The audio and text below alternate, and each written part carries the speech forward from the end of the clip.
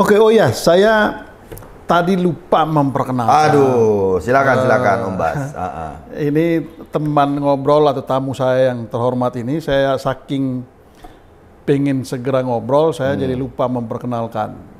Nah, tamu saya ini nama bekennya itu Alif Iman. Ya. Ada lagi sih sebetulnya Nur Lambang. Betul. Nur Lambang atau Her Lambang? Nur Lambang. Nur Lambang. Alif Iman Nur Lambang. Iya. Nur Lambang ini cahaya ya.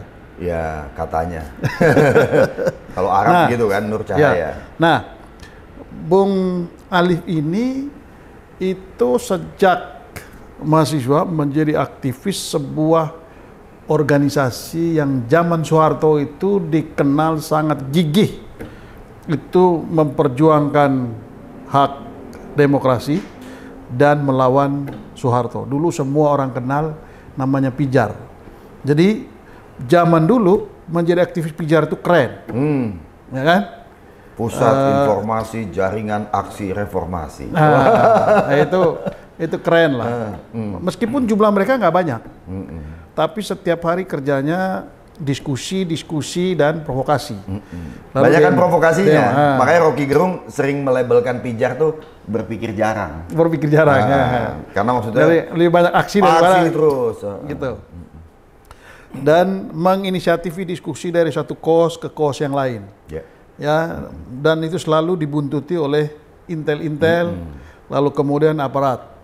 Jadi kadang-kadang dulu diskusinya lebih banyak intel daripada peserta diskusi. Mahasiswanya ya. Nah, lalu kemudian apa relevansi dengan apa yang kita diskusikan? Bung Alif ini itu juga menjadi salah satu inisiator ya, katakanlah begitu ya, untuk maklumat Juanda ya. Lalu kemudian itu beberapa gerakan berikutnya, gitu. Nah, ini kenapa saya perlu cerita ini supaya orang nyambung gitu ya, mendengar obrolan kita ini nyambung, nih siapa sih yang diajak ngobrol itu. Nah, tadi menarik sekali, gerakan-gerakan ini lahir dari kekecewaan, ya, kekecewaan terhadap harapan yang begitu besar, terhadap sosok seorang Jokowi. Dan Jokowi itu adalah simbol pemimpin yang dilahirkan oleh inisiatif rakyat, lalu kemudian muncul dari harapan begitu banyak orang. Nah, lalu kemudian tiba-tiba di ujung masa baktinya justru melakukan, boleh dibilang, satu langkah blunder ya. Iya, boleh. Ya kan? Sederhananya begitu. Ya kan? Kalau esensinya memang kehancuran. Oh ya, itu kehancuran. Saya menyebut lebih halus blunder, tapi Bro bilang ini melakukan penghancuran ya. Begitu. Nah, terus sejauh mana gerakan yang dilakukan oleh teman-teman saat ini? Ini kan beda banget, Bro. Apa yang kita lakukan di zaman Orde Baru dulu itu beda banget dengan apa yang terjadi hari ini. Ya kan? Nah, apa yang membedakan kira-kira? Zaman itu kita nggak punya internet, zaman itu kita nggak punya media sosial, gitu ya.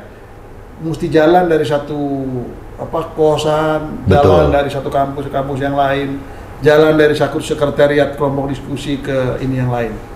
Nah, sekarang ini semua punya media sosial, katanya semua sudah serba terbuka, tapi tantangannya juga nggak mudah. Sangat. Ya kan?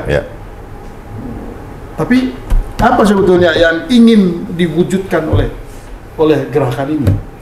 Pertama, kita ingin mengembalikan reformasi kepada cita-citanya semula, kepada relnya.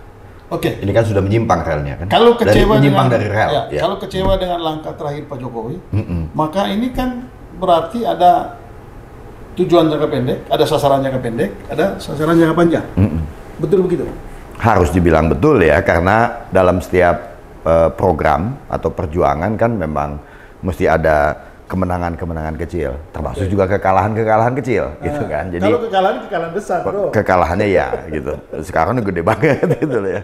Jadi harus dibangun kemenangan-kemenangan kecil. Ada kemenangan kecil yang bisa kita capai. Yang pertama, kita tahu bahwa ternyata perasaan tidak adil ini dimiliki oleh banyak orang. Saya ambil contoh tadi ya, surat tanggal 14 Oktober tadi.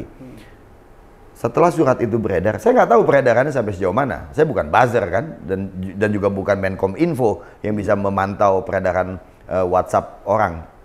Lalu, tapi saya dengan nekat saja saya ngirim WhatsApp ke sejumlah orang yang ada di phonebook saya, yang saya kenal. Lalu saya kirimkan bahwa melanjutkan surat terbuka Gunawan Muhammad, kita ingin membuat sebuah petisi terbuka untuk memprotes Jokowi. Bagi ibu bapak yang setuju, silakan cantumkan namanya di bawah ini. Tapi petisinya apa saya nggak tulis.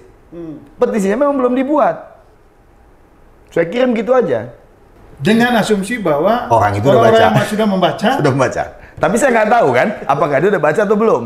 Tapi rupanya saya misalnya kirim ke Om Bas. Ya. Om Bas akan kirim ke teman lain kan. Belum tentu teman lain itu baca, tapi ada nomor saya di situ. Teman Om Bas kirim ke saya, Alif. Saya katakan Edi Koko. Saya Edi Koko mendukung. Edi Koko belum tentu sudah membaca suratnya, belum tentu juga dan yang jelas bukan belum tentu belum baca draft petisinya. Tapi Edi Koko mendukung. Fenomena apa itu Om Bas? Ini kan kemenangan kecil. Ini fenomena bahwa Om Bas dan Om Edi Koko tahu bahwa ada yang culas di Republik ini. Ada ketidakadilan yang sedang terjadi di Republik ini, dan Om Bas serta Om Edi Koko terpanggil untuk ikut serta. Jadi boleh dibilang apa yang dilakukan ini nih itu sedang merangkai kekecewaan itu. Satu, ya kan? Ya. Dan itu ternyata itu ada di setiap kepala anak negeri ini gitu. Persis. Dan itu terkumpul dalam waktu 28 jam saya kira ya, karena itu kan kemudian 14 malam, Senin pagi itu ada lebih dari 200 orang. 70% saya nggak kenal. Gitu. Yang saya kenal kan hanya puluhan aja gitu. Ini tiba-tiba ada lebih dari 200 lalu dibacakan di Jalan Juanda, Jakarta, sehingga kami menyebutnya sebagai Maklumat Juanda. Judul maklumatnya adalah Reformasi Kembali ke Titik Nol. Siapa pelakunya? Joko Widodo. Itu jelas ya. Jelas di situ. Gitu. Jadi Maklumat Juanda disebut itu tanggal 16 Oktober. Ini maklumat. Lalu kemudian kan dari Maklumat Juanda itu kan dia menghasilkan resonansi, dan terjadi apa yang namanya pertemuan Rembang. Nah, itu satu ini. Setelah itu ada tambahan-tambahan dulu nih, penandatangan, sehingga total akhirnya setelah kita tutup mau nggak mau kan 334. Lalu ada video beredar. Gusmus membacakan puisi lamanya. Itu puisi lama yang ujungnya adalah ada Republik Rasa Kerajaan. Itu puisi zaman Orde Baru. Lalu dia dan tiba-tiba aktual lagi. Dia membacakan itu. Jadi ini semacam sinyal bahwa tokoh sebesar Kiai Haji Mustafa Bisri atau Gusmus itu punya kekecewaan, punya kemarahan yang sama. Lalu kami bangun komunikasi untuk bertemu dengan Gusmus tanggal 12 November. Soan kami ke sana, sebetulnya ada cukup banyak, tapi karena tanggalnya nggak pas, jadi ada banyak juga yang nggak bisa datang, juga dengan alasan kesehatan, karena kan banyak yang udah sepuh ya. Jadilah kemudian Gunawan Muhammad, Eri Riana Harja Pamekas, Omi Komaria Majid, Beni Susetyo, kemudian juga Lukman Hakim Saifuddin, itu yang berkesempatan secara fisik hadir ke sana. Dan di situ Gusmus memberikan dua pesan. Tentu karena beliau seorang selain budayawan kiai ya, selain seorang penyair dia adalah kiai. Dan sangat menggunakan bahasa yang besar NU lah ya. Betul, bahasanya sangat santun. Kata-kata yang diucapkan terpilih, sehingga dia bilang bahwa forum-forum semacam ini, semacam Juanda harus diperbesar. Keprihatinan ini harus menjadi keprihatinan nasional. Tujuannya apa? Tujuannya satu. Ini bahasa lembutnya Gusmus. Kita wajib menasehati pemerintah. Kita wajib menasehati Joko Widodo bahwa apa yang sudah ia lakukan itu melanggar azas-azas kepatutan bernegara. Dengan segala penghargaan kita terhadap 9 tahun yang sudah dikerjakan oleh Pak Jokowi ya. Dengan segala penghargaan kita terhadap 9 tahunnya, juga dengan segala kritik yang kita ajukan juga selama 9 tahun ya. Jadi komplit. Yang kedua adalah kita juga menasehati masyarakat, kata Gusmus. Ya disebut kita dalam hal itu adalah para sepuh-sepuh ini kan, bukan saya. Jadi menasehati masyarakat dalam pengertian apa? Jangan terpecah belah. Dan jangan tidur. Persis. Dan harus sadar bahwa apa yang dilakukan itu keliru, gitu. Nah mungkin kata nasihat ini terlalu tinggi ya. Jadi kalau kita mungkin seruan lah, kita menyerukan agar pemerintah jangan melakukan hal-hal yang keblinger dan agar warga, mengutip Bung Bas tadi, jangan tidur. Kita menyerukan dua hal itu, gitu. Maka muncul yang terakhir kemarin itu, diinisiasi oleh Sekolah Tinggi Filsafat Triakara, keluarlah apa yang disebut sebagai seruan Jembatan Serong. Ini semuanya nama tempat, mau Juanda nama jalan, Rembang nama kota, Jembatan Serong juga nama sebuah lokasi di daerah Cempaka Putih. Kebetulan itu dekat kampus STF Triakara tuh jembatannya tuh menyerong. Ini sungai di bawah, jembatannya begini. Jadi penduduk sana menyebutnya sebagai Jembatan Serong gitu. Jadi jangan suka serong lah ya. Di jembatan itu harus, kalau enggak justru nyemplung kan, gitu kan. Kalau lurus justru nyemplung. Nah, keluarlah itu 1 hari sebelum kampanye terbuka. Oke. Jadi tanggal 27 Desember. Apa pesan penting dari seruan Jembatan Serong? Bahwa kita harus menjamin, pemerintah harus menjamin pemilu ini berlangsung jujur dan adil. Ya, ada 4 seruannya. Bahwa kita cemas juga dengan situasi sekarang, demokrasi kita sedang dalam bahaya. Dengan demikian juga cita-cita reformasi, dan kita harus hentikan semua kecurangan ini. Dan kepada masyarakat kita juga menyerukan untuk mengawasi proses pemilu dengan segala daya yang dimiliki.